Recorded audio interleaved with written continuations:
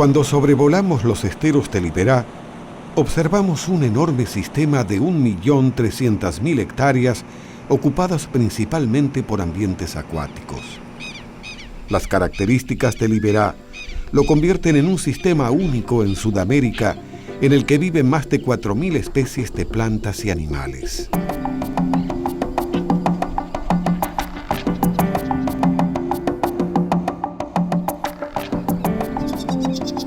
El Liberá se formó sobre un antiguo lecho del río Paraná hace más de 15.000 años. Allí el agua circula muy lentamente por los ríos y canales naturales, atravesando los bañados, esteros y lagunas de la región para desembocar en el río Corriente que desagua en el río Paraná. La lenta circulación del agua facilita la aparición de una rica vegetación que forma distintos ambientes. Las plantas y los animales se relacionan entre sí de muy diversas maneras, dando como resultado un ecosistema complejo y diverso del que todos dependen y sin el cual ninguno, incluso el hombre, podría sobrevivir. Los esteros de Liberá, que en idioma guaraní significa agua que brilla, fueron declarados Reserva Natural Provincial en 1983. La creación de la reserva y la presencia de guardaparques fueron muy importantes en la recuperación de muchas especies de Liberá, algunas de las cuales se encuentran en peligro de extinción. Con la mayor parte de su superficie bajo agua, los esteros de Liberá constituyen un territorio de muy difícil acceso. Los ríos y lagunas son los caminos que eligen los guardaparques para recorrerlo.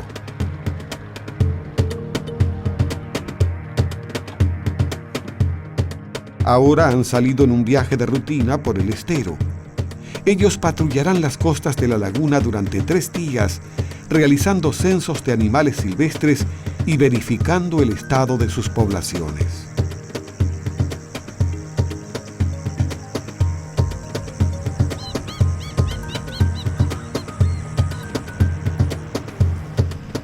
Ahora las poblaciones de carpincho están mejor protegidas. Ellos forman grupos familiares integrados por un macho, varias hembras y sus crías. Los carpinchos viven en el interior del estero y también en las orillas, sobre tierra firme, pero siempre cerca del agua. El carpincho es el roedor más grande que existe. Un ejemplar adulto puede pesar más de 60 kilogramos. Y para mantener su peso deben consumir una enorme cantidad de vegetales cada día.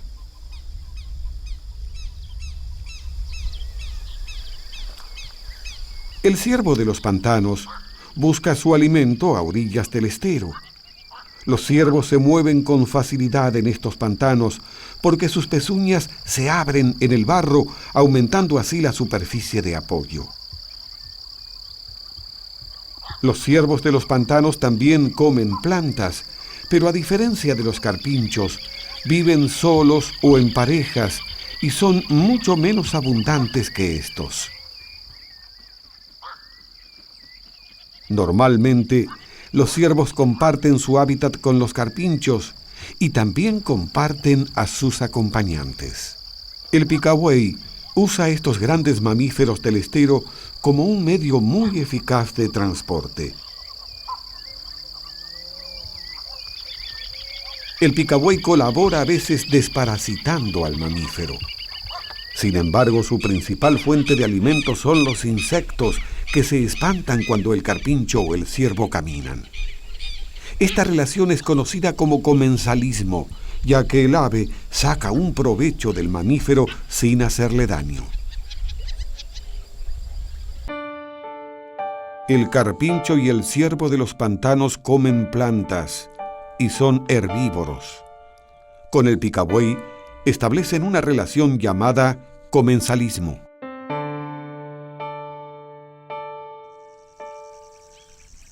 En muchos sectores de Liberá, las aguas están cubiertas de embalsados, que son islas flotantes.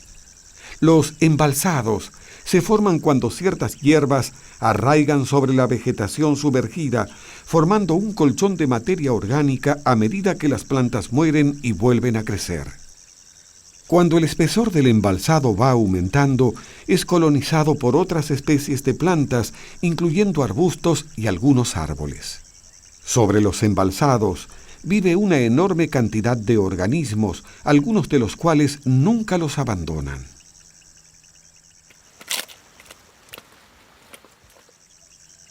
Vivir en el interior de los esteros, aún en los embalsados, demanda algunas adaptaciones por parte de sus habitantes. El jacana ocupa áreas cubiertas de vegetación flotante. Sus largos dedos aumentan la superficie de apoyo evitando que se hunda. El jacana se alimenta de los pequeños invertebrados que viven tanto encima como debajo de las plantas acuáticas.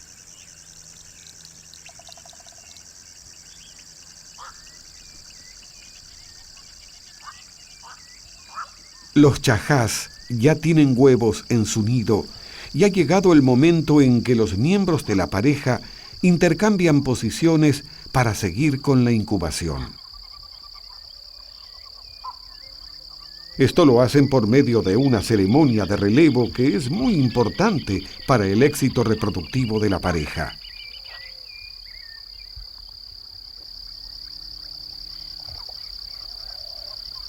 Como parte de esta ceremonia, el chajá que sale sigue recogiendo materiales para el nido, aunque estos materiales ya no sean necesarios. Cuando la ceremonia finaliza, el ave relevada se retira para acicalarse y comer, mientras el recién llegado toma su lugar para continuar con la incubación de los huevos. Mediante la ceremonia de relevo, los chajás evitan que los huevos queden solos y a expensas de predadores como el ipacaá. Los ipacaás comen una gran variedad de alimentos, desde huevos hasta insectos y caracoles.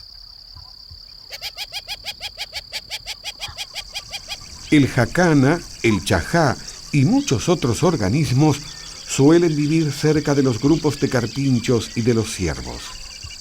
Al alimentarse, estos herbívoros silvestres cortan el pasto del área, formando zonas despejadas donde es más fácil protegerse de los predadores.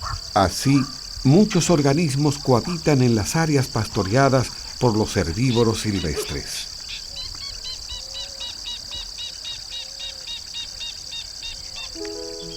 Los herbívoros despejan la zona por el pastoreo y de esta manera facilitan la convivencia o cohabitación de otros organismos.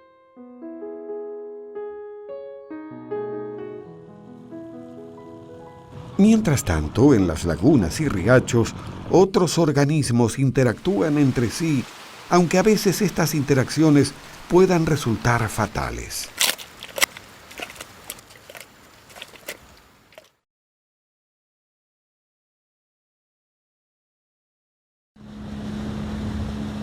Las grandes lagunas y arroyos de Liberá están habitados por una comunidad acuática variada y compleja.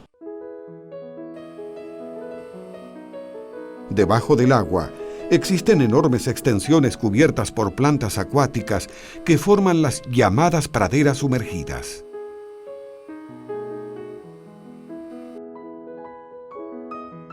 Allí hay muchos organismos, como invertebrados y peces, que se alimentan de estas plantas y que son a su vez el alimento de peces carnívoros más grandes. Las poblaciones de estos peces se regulan entre sí y como resultado de esta mutua regulación se estabilizan y alcanzan un cierto equilibrio.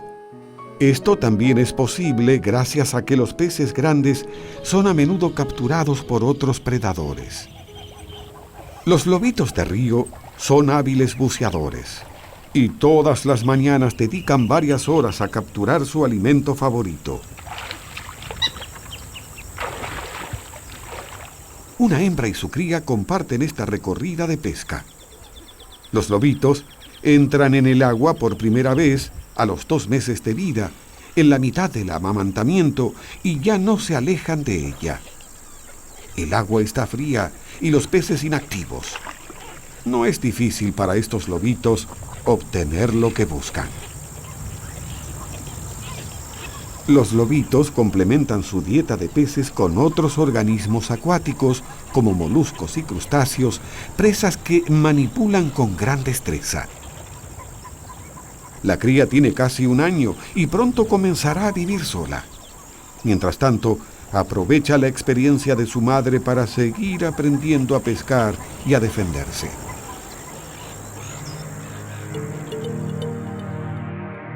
En otra época, los yacarés negros y los yacarés overos eran animales muy escasos. Al crearse la reserva y disminuir la persecución por su cuero, el número de estos reptiles aumentó notablemente en los embalsados y en las orillas de las lagunas. Claro que también tuvieron alimento en abundancia. Pero esta piraña es demasiado grande y hay que ablandarla un poco para facilitar la deglución.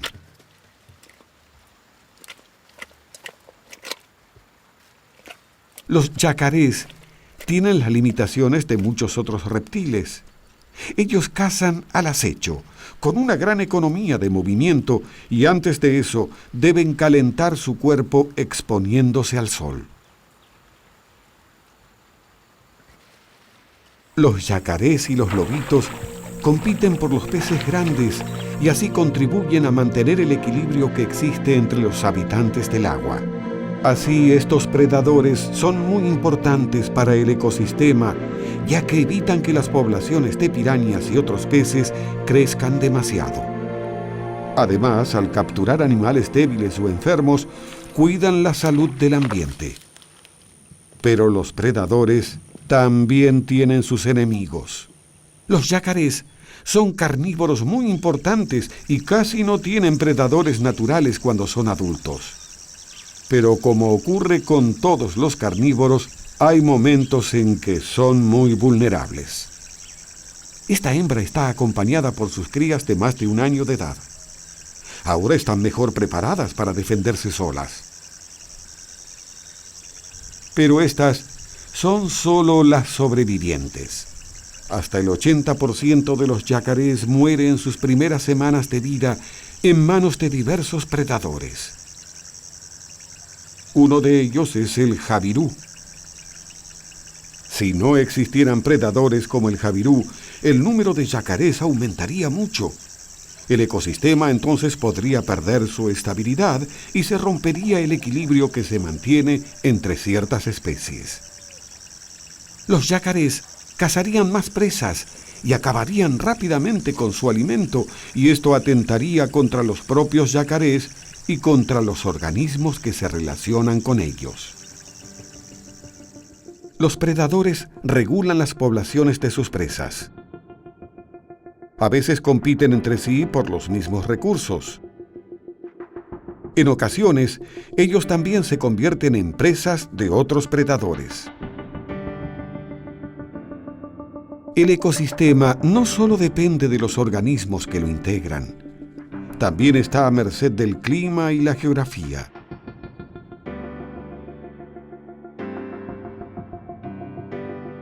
En los esteros, el agua es el elemento primordial, y tanto su exceso como su escasez son peligrosos.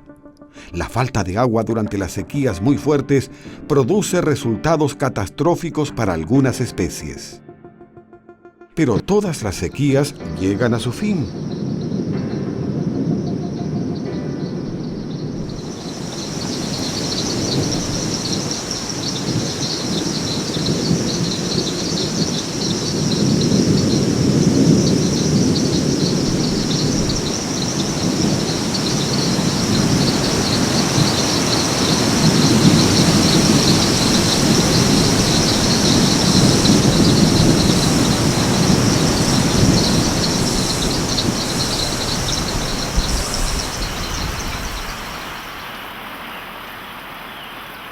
Las lluvias se concentran en el otoño y el verano y así alimentan la cuenca del Iberá con el agua indispensable para la vida. En promedio llueven unos 1.500 milímetros al año.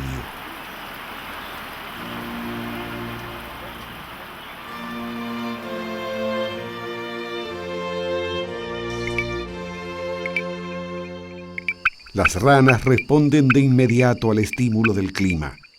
Los machos emiten sus cantos nupciales para atraer a las hembras. Las ranas trepadoras eligen arbustos de baja altura, mientras que las ranas de vientre punteado construyen pequeños estanques en los bordes inundados del estero, desde donde esperan la llegada de una hembra. Los anfibios dependen de la lluvia y el calor para reproducirse y dar origen a una nueva generación de individuos. Esto es muy importante porque los anfibios son parte de la dieta de otros animales. Las garzas cazan anfibios y buscan lugares especiales para nidificar. Algunos embalsados están cubiertos de árboles de laurel, curupí, sangre de drago, ambaí y otras especies que forman pequeños bosques de baja altura. Estos sitios son propicios para que las garzas nidifiquen en colonias. Las colonias son ruidosas y en ellas hay un gran despliegue de movimiento. Nidificar en colonias es la forma que tienen las garzas de proteger mejor a sus huevos y pichones. Un nido aislado tiene muchas posibilidades de ser destruido, pero estas posibilidades disminuyen si el nido está en el interior de una colonia. Nidificar en grupo aumenta el éxito reproductivo de las garzas. Las lluvias y el calor producen cambios en cada rincón del ecosistema que ahora es testigo de nuevos sucesos. El aumento del nivel de agua en la laguna produce una explosión de movimiento entre los grupos de carpinchos. Machos y hembras se entregan a los juegos del amor entre correteos y chapuzones.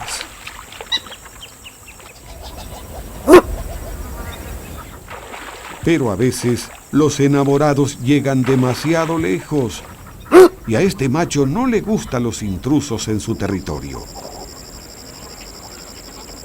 Enseguida pone en práctica sus dotes de líder para defender a sus hembras y a su parcela del estero, expulsando a los carpinchos extraños.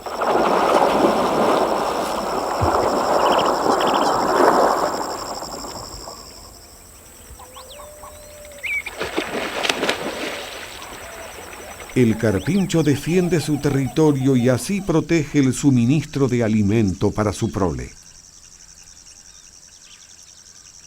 La zona que los carpinchos despejan al comer el pasto es el lugar elegido por la pareja de teros para construir su nido. Mientras uno vigila atentamente los alrededores, el otro se dispone a incubar los 3 huevos de la pareja. Los teros no hacen nidos coloniales. A diferencia de las garzas, mantienen una estricta vigilancia y protegen activamente su nido. De eso depende su éxito en cada temporada. Los días más cálidos y húmedos despiertan a una fauna pequeña y numerosa. Los invertebrados se multiplican en el estero y constituyen una fuente de alimento muy importante para algunas aves. Las golondrinas que han llegado del norte forman enormes bandadas sobre la laguna y cazan en vuelo a sus pequeñas presas.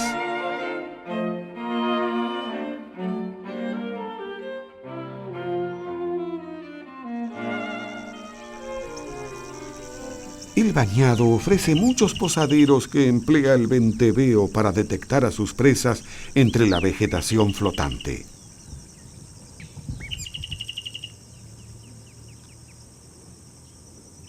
El sitio también es adecuado para que el federal ponga en práctica sus proclamaciones territoriales.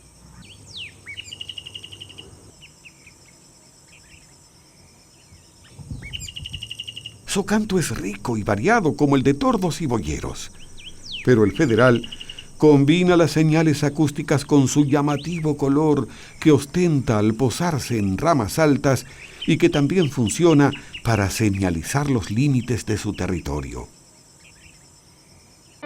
En las zonas abiertas por los herbívoros y en otros sectores del estero, muchos animales se han especializado en el consumo de insectos, y estos son un eslabón muy importante en la red trófica del ecosistema. Los esteros de Liberá están habitados por numerosas especies relacionadas entre sí y con el entorno físico. Pero este delicado sistema natural puede ser puesto en peligro por las actividades humanas.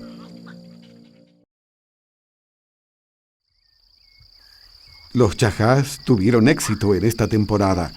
Nacieron 3 pichones de su nidada. Ellos seguirán bajo la vigilancia estricta de sus padres varios meses más hasta alcanzar la madurez sexual. Los chajás vienen haciendo esto desde tiempos inmemoriales y esta es una de las claves que les permite sobrevivir en el estero.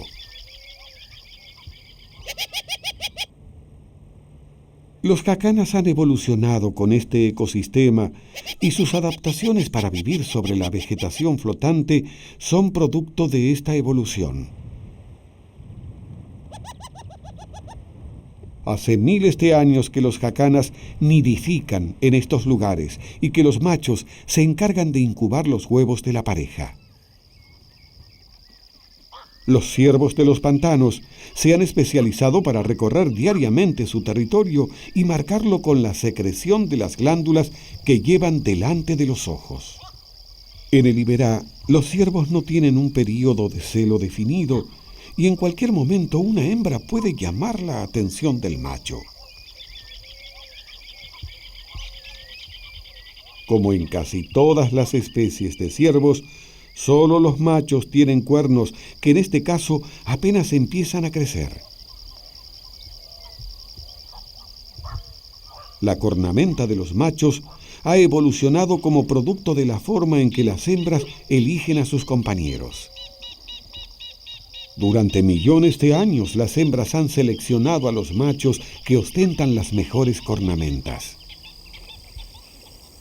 Los lobitos siguen pescando su alimento, formando parte de un entorno natural al cual se han adaptado a lo largo de cientos de generaciones y del cual no pueden prescindir ni alejarse. El ecosistema se organiza lentamente a lo largo de los siglos. Las plantas producen el alimento primordial que los herbívoros consumen y que es la base de innumerables relaciones ecológicas que se regulan entre sí y por la actividad de los predadores. Los herbívoros consumen el alimento producido por las plantas. Así favorecen las condiciones para que otros organismos se eslabonen a la cadena de la vida, desde los invertebrados más pequeños hasta los predadores más importantes. Todos dependen de estas relaciones para sobrevivir. El ecosistema está integrado por muchas especies relacionadas entre sí y con el entorno físico, y esto también incluye a las personas. El ser humano, como cualquier ser vivo, es parte del ecosistema y durante mucho tiempo vivió en el Iberá, contribuyendo a su equilibrio natural, tomando del entorno lo que necesitaba para vivir y cazando animales para alimentarse y vestirse como un predador natural más. Pero las cosas cambiaron y una gran parte de ese cambio no comenzó en el campo, sino en las grandes ciudades de la Argentina y del mundo. Las modas caracterizan épocas y ciudades, y los caprichos de la moda internacional rompieron el equilibrio ecológico que existía en el Iberá. De pronto, la industria de la moda descubrió que los tapados de piel de lobito de río eran tan buenos como los de la nutria europea y que los cueros de yacaré eran excelentes para fabricar carteras y zapatos.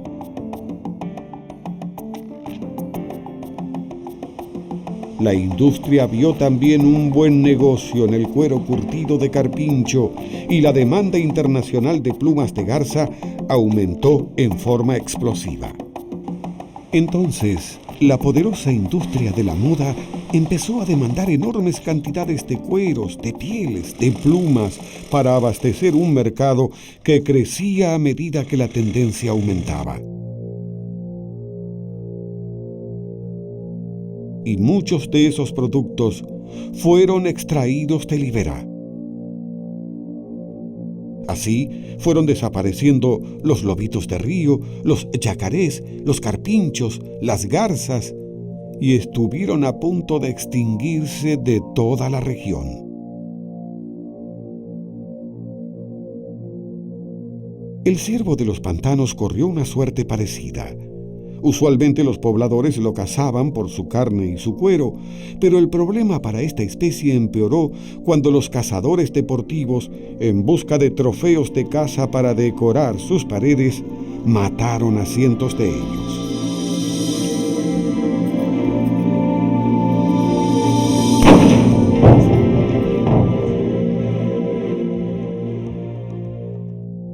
El ecosistema funciona porque sus especies están relacionadas. Pero ¿qué ocurre en el ecosistema cuando falta alguno de sus integrantes? La desaparición de una especie siempre produce cambios en el resto. Si desaparecen los predadores, las poblaciones de sus presas crecen en forma descontrolada y se modifican las regulaciones del ecosistema. Al desaparecer los herbívoros, desaparecen las facilidades que estos brindan a otros organismos. El ecosistema se hace más pobre y todos se perjudican. Es imposible que una especie desaparezca sin producir efectos negativos en el resto. La conservación de los ecosistemas está basada en la conservación de todas sus especies, es decir, de su biodiversidad. En Corrientes, la creación de la Reserva Natural Iberá marcó el inicio de un largo camino de recuperación del ambiente, un camino que ya tiene algunos logros. Afortunadamente, el ciervo de los pantanos, el lobito de río, el yacaré y otras especies consideradas vulnerables o en peligro de extinción encuentran ahora en el Iberá un ámbito propicio para seguir adelante con sus vidas, cumpliendo su papel esencial en el mantenimiento del ecosistema y creando las condiciones para un mejor desarrollo de la vida en el Iberá.